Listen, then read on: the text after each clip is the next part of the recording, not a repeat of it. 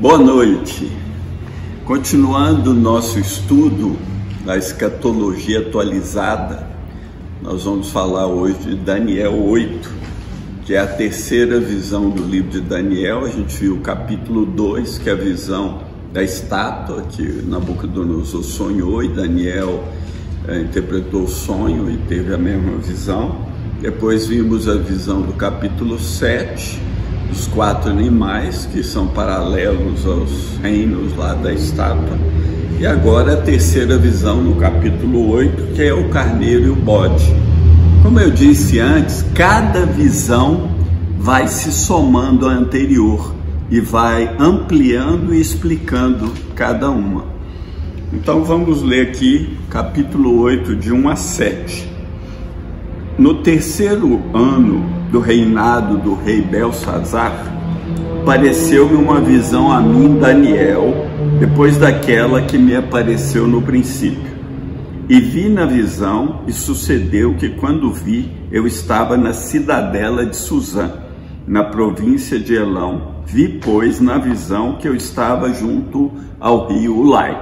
Então Daniel teve essa visão durante o reinado do rei Belsazar, e ele fala dessa visão, e ele cita a visão do capítulo 7, a que apareceu no princípio.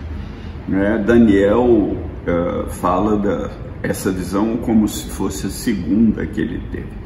E levantei os meus olhos e vi, eis que um carneiro estava diante do rio, o qual tinha 2 chifres, os 2 chifres eram altos, mas um era mais alto do que o outro, e o mais alto subiu por último.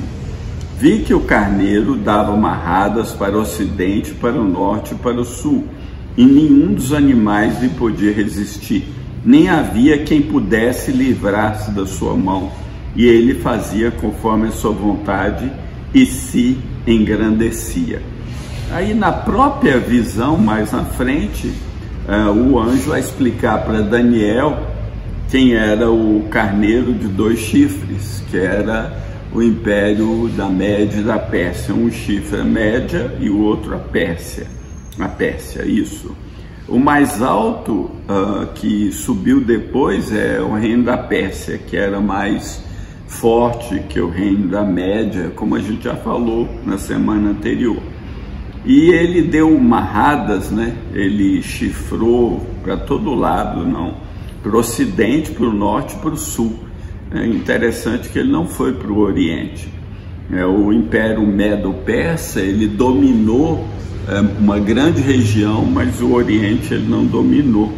E ele engrandeceu, e estando, versículo 5 diz, estando eu considerando, eis que um bode vinha do ocidente sobre a face de toda a terra, mas sem tocar no chão. E aquele bode tinha um chifre notável entre os olhos. Também vai ser explicado para Daniel que o bode era o império da Grécia, e esse chifre notável é Alexandre.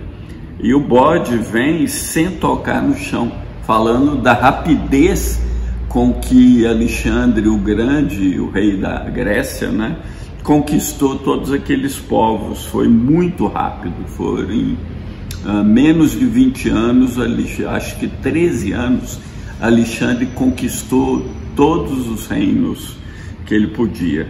Dirigiu-se ao carneiro, o bode dirigiu-se ao carneiro, versículo 6, que tinha os 2 chifres, o qual eu tinha visto em pé diante do rio, e correu com ele no ímpeto, e correu contra ele no ímpeto da sua força, e viu chegar perto do carneiro, enfurecido contra ele, e ferindo, quebrou-lhe os 2 chifres, pois não havia força no carneiro para lhe resistir. E o bode o lançou por terra e o pisou aos pés. Não houve quem pudesse livrar o carneiro da sua mão. Interessante que o Alexandre, ele conquistou o Império Medo-Persa muito rápido, Foi muito rápido. E outra coisa histórica interessante, que Alexandre, o exército dele era menor em número do que o exército da Pérsia. mas ele teve uma vitória estrondosa. Se você assistiu aquele filme Alexandre, até passa essa batalha de Alexandre contra, lá no filme é Dario, se não me falha a memória, e Alexandre conquistou a Pérsia. No caso, o reino da Pérsia, a capital aí na época era a própria Babilônia. E versículo 8 diz assim: e o bode se engrandeceu sobremaneira, mas estando na sua maior força, aquele grande chifre foi quebrado.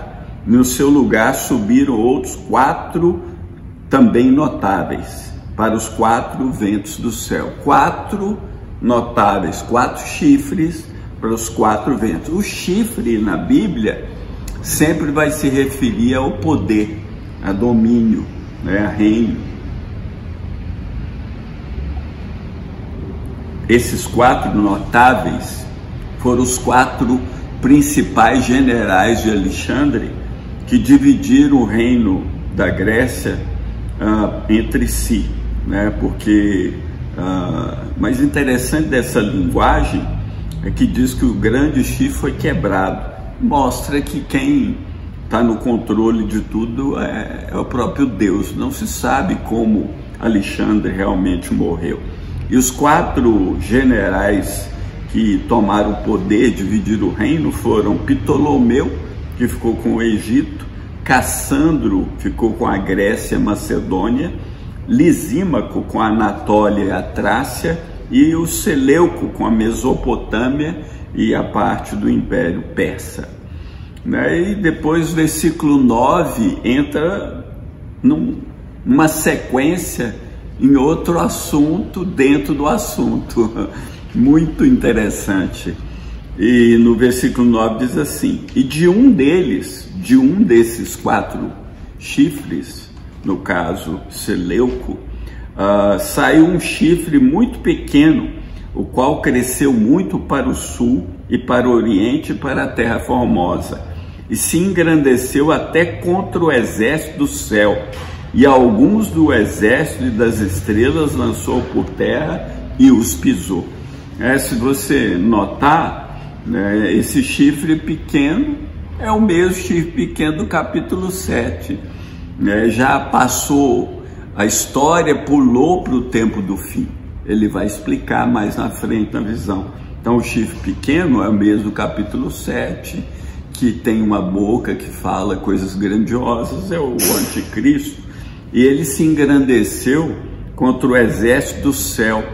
Olha a figura mesmo de Apocalipse, que diz que Satanás arrastou as estrelas do céu com ele, Versículo 11: se engrandeceu até contra o príncipe do exército, e por ele foi tirado o sacrifício contínuo, e o lugar do seu santuário foi lançado por terra. Quer dizer, esse chifre pequeno se engrandeceu contra o príncipe do exército, contra o próprio Senhor. No exército foi dado contra o sacrifício contínuo por causa da transgressão, e lançou a verdade por terra, e o fez e prosperou. Depois ouviu um santo que falava. Aí ele ouviu um anjo falando, e disse outro santo àquele que falava: até quando durará a visão do sacrifício contínuo e da transgressão assoladora, para que sejam entregues o santuário e o exército, a fim de serem pisados? E ele me disse: até 2300 tardes e manhãs, e o santuário será purificado. Bom, vamos explicar um pouquinho ainda sobre o chifre pequeno. Esse chifre pequeno, ele veio de um dos 4 reinos que dividiu o Império Grego, e no caso foi a geração do Seleuco, que ficou ali com a parte do Oriente. E historicamente houve um rei que, depois que Roma conquista a Grécia, ali naquela região dos Seleucidas se levanta um rei que reinou entre 175 e 164 a.C., que chamava Antíoco Epifânio, exatamente nessa região que Daniel fala aqui. E era da dinastia dos Seleucidas, e governou a Síria e os arredores, já, como eu disse, na época do Império Romano. O Antíoco Epifânio, ele conquistou Jerusalém, e ele causou desolação porque ele colocou uma estátua de Zeus no templo em Jerusalém e permitiu o sacrifício de porcos ali. Então ele causou uma tremenda desolação, como está escrito aqui, né? O santuário ficou desolado. E isso, mas ele não é o chifre pequeno, mas ele é um outro tipo desse chifre pequeno. O Antíoco é um tipo do anticristo, porque ele fez coisas que o anticristo vai fazer pior, né? E o anticristo aqui, o chifre pequeno, diz aqui, ele vai lançar a verdade por terra e vai prosperar. Nós vivemos esses dias, né? Onde a verdade tem sido lançada por terra, onde a verdade de Deus tem sido torcida, né? E tantas coisas têm mostrado, né, que a verdade de Deus tem sido relativizada pelo mundo. E eu diria que a verdade tem sido relativizada a partir da própria fraqueza da igreja chamada cristã. A igreja cristã tem relativizado a verdade da palavra de Deus. Agora aqui na visão de Daniel, um anjo falou com o outro que essa visão ia durar 2.300 tardes e manhãs, e o santuário será purificado. O que seria essas 2.300 tardes e manhã e o santuário será purificado? Se a visão, como o anjo vai dizer mais na frente para Daniel, se refere ao tempo do fim, então que santuário que será esse? Né? Muita gente pensa que é um templo de Jerusalém reconstruído, mas eu penso mais que se refere à própria igreja. Então, o que acontece é que a purificação da igreja vem através da perseguição que o chifre pequeno vai fazer contra ela, que concorda com o Apocalipse. Logo, esses 2.300 tardes e manhã não é 2.300 dias, não é 2.300 anos. Eu penso que ele pode se referir aos 3 anos e meio da purificação do santuário, os 3 anos e meio da grande tribulação que vai vir, principalmente sobre a igreja. E se refere ao tempo dos sacrifícios feitos no santuário de Deus. Sim, o sacrifício das tardes e manhãs é uma figura que você vai encontrar lá em Levítico, Deuteronômio, porque eles sacrificavam de manhã e de tarde, né? Então se refere à purificação do santuário. E eu penso que esse santuário aí é a igreja.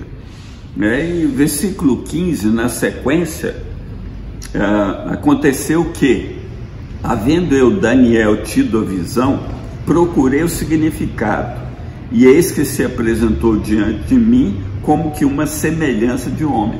Então Daniel, ele é um profeta, tem essa visão tão estranha, né? Tão espetacular como estranha, e ele quer entender, e aparece uma semelhança de homem, né? E no versículo 16 diz assim: e ouvi uma voz de homem entre as margens do Ulai, o qual gritou e disse: Gabriel, dá a entender a este a visão.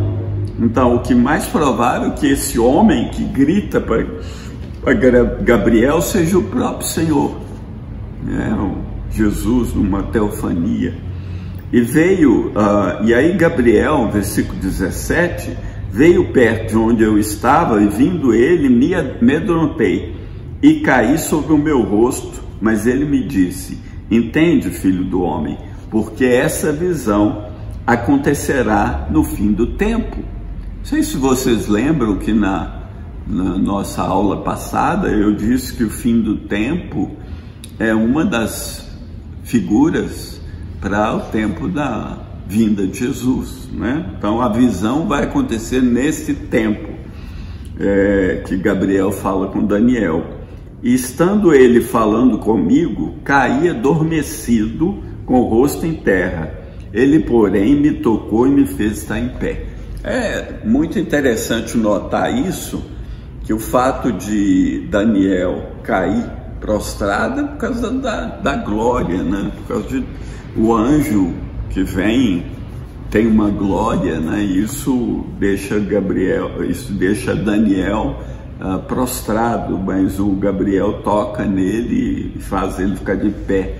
Lembra um pouco de João no Apocalipse, quando ele cai prostrado diante do Senhor e o Senhor põe sobre ele a mão direita e diz: não temas. É parecido, só que aqui foi um anjo, né? Lá foi o Senhor, apesar que aqui o Senhor dá uma ordem a Gabriel. Versículo 19, e disse: eis que te farei saber o que há de acontecer no último tempo da ira. Olha aí de novo uma figura da época da volta de Cristo, que é o tempo da ira, último tempo da ira, pois isso pertence ao tempo determinado do fim. O tempo do fim, queridos, foi determinado por Deus. Deus tem a agenda, não o homem. Ele sabe tudo, ele tem a agenda de tudo. Tempo da ira, tempo do fim, essas palavras a gente tem que gravar, porque elas sempre vão se referir aos últimos dias. Aí ele explica, Gabriel explica a visão do carneiro e do bode para ele.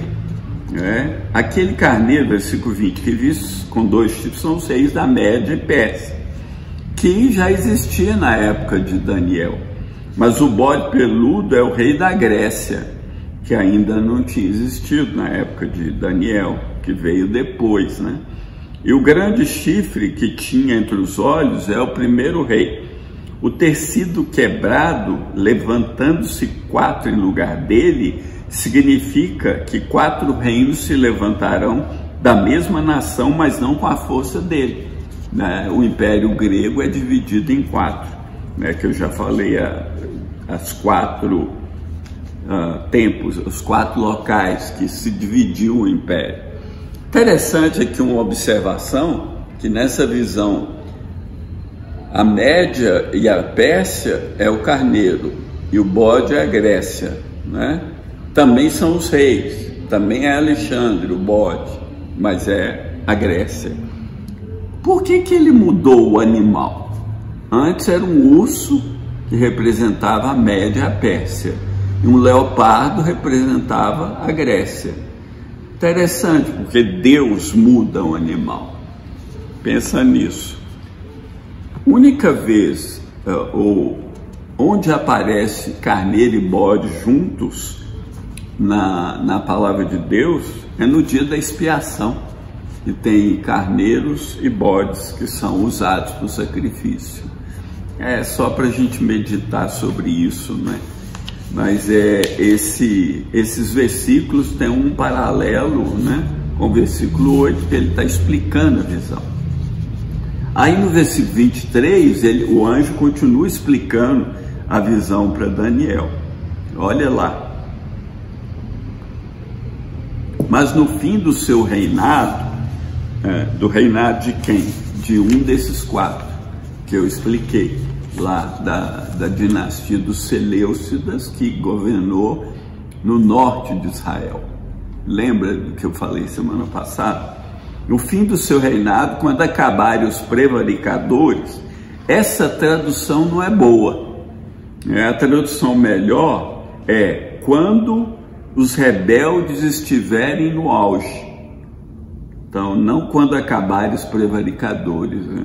Essa tradução melhor, que eu fui pesquisar lá no grego, é quando os rebeldes estão no máximo. É o tempo que a gente vive, onde a rebeldia tem alcançado o máximo, né? Onde se tem chamado a verdade mentira e a mentira de verdade, né? E nesse tempo se levantará um rei, falando do anticristo, feroz de semblante. Interessante, olha aí as características dele, hein? E será entendido em adivinhações. anticristo vai ser entendido em adivinhações, quer dizer, tem alguma coisa das trevas, claro, acompanhando ele. E 24, ele se fortalecerá o seu poder, mas não pela sua própria força. Claro, ele vai receber autoridade. Apocalipse 13, 7 diz: foi-lhe permitido fazer guerra aos santos e vencê-los, e deu-se-lhe poder sobre toda tribo, língua e nação. Então o poder que ele tem foi permitido por Deus, e quem lhe dá a força é Satanás, mas com permissão de Deus. E ele vai destruir maravilhosamente, e vai prosperar, e fará o que lhe aprover. O anticristo vai prosperar, né? E destruirá os poderosos e o povo santo. Quem não acredita que a igreja vai passar pela grande tribulação tem dificuldade de aceitar isso, né? Mas ela vai, porque Satanás, na pessoa do anticristo, vai perseguir o povo santo. 25, e pelo seu entendimento também fará prosperar o engano na sua mão, e no seu coração se engrandecerá, e destruirá muitos que vivem em segurança, e se levantará contra o príncipe dos príncipes, mas sem mão será quebrado. Então, pela a sua própria cabeça, né? Ele não vai aceitar conselho dos outros, ele vai prosperar o engano. Então ele vai falar tão maravilhosamente, né? Lembra que ele tem uma boca grandiosa, que o engano vai prosperar. Isso me reporta a 2 Tessalonicenses, capítulo 2. Quero abrir aqui a palavra de Deus nesse texto, para ler para você sobre esse engano. No capítulo 2, o Paulo, falando sobre esse tempo da apostasia e da manifestação do homem do pecado, que é esse homem, ele diz: ele se opõe, se levanta contra tudo que se chama Deus ou se adora. E aí diz: ele já o mistério da injustiça opera, somente há um agora que o retém até que do meio seja tirado. Então será revelado o iníquo, a quem o Senhor desfará pelo Espírito da sua boca, e aniquilará pelo esplendor da sua vinda. A esse cuja vinda é segundo a eficácia de Satanás, com todo o poder e sinais e prodígio de mentira, e com todo o engano, 2 Tessalonicenses 2,10, com todo o engano da injustiça para os que perecem, porque não receberam o amor da verdade para se salvarem. Eu quero fazer uma pausa e falar para você que está me ouvindo, que você acolha o amor da verdade. A Bíblia diz que Jesus veio ao mundo cheio de amor e de verdade. Então a verdade, ela vai triunfar no final. Mas se você não acolher a verdade da palavra de Deus, que Cristo morreu pelos nossos pecados, segundo as Escrituras, e ressuscitou ao terceiro dia, segundo as Escrituras, está sentado à destra do Pai, segundo as Escrituras, e vai voltar para julgar o mundo. Se você não aceitar o amor, acolhendo seu coração, o amor da verdade, você não pode ser salvo. Mas Deus quer mudar a sua vida, Deus quer te salvar, Deus quer te resgatar do império das trevas e te transportar para o reino do Filho do seu amor. E isso acontecerá se você se arrepender dos seus pecados e reconhecer que Jesus Cristo é o Senhor, que deu a vida por você naquela cruz e por mim. Então, continuando a visão, o anticristo vai fazer tudo isso que eu falei. E aí no 26 ele fala assim, versículo 26 de Daniel 8: e a visão da tarde e da manhã que foi falada é verdadeira. Aqui ele não fala de tempo, né? Mas a visão, ela é verdadeira. Então isso vai acontecer e se refere ao tempo do fim, porque ele está falando do tempo do fim. Logo, as 2.300 tardes de manhã acontece no tempo do fim, para que o santuário seja purificado. Eu creio que se refere hoje, na minha opinião, se refere a esse tempo onde o anticristo vai perseguir a igreja. E eu, versículo 27, antes no 26 tem uma ordem para Daniel. Tu, porém, cerra a visão, porque se refere a dias muito distantes. Outra coisa interessante, né? Dias muito distantes. E eu, Daniel, enfraqueci e estive enfermo alguns dias. Então levantei-me, tratei do negócio do rei, espantei-me acerca da visão e não havia quem a entendesse.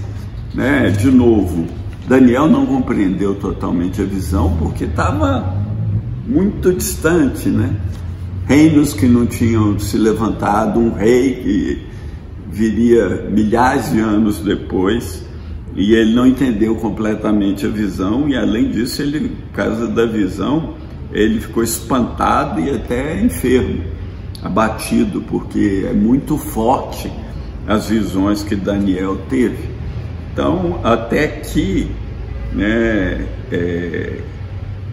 Deus tem mostrado algo sobre esse chifre pequeno, que a gente viu na estátua, ele não aparece, mas a própria estátua é uma figura do anticristo, E nós vamos ver daqui a pouco, no próximo vídeo.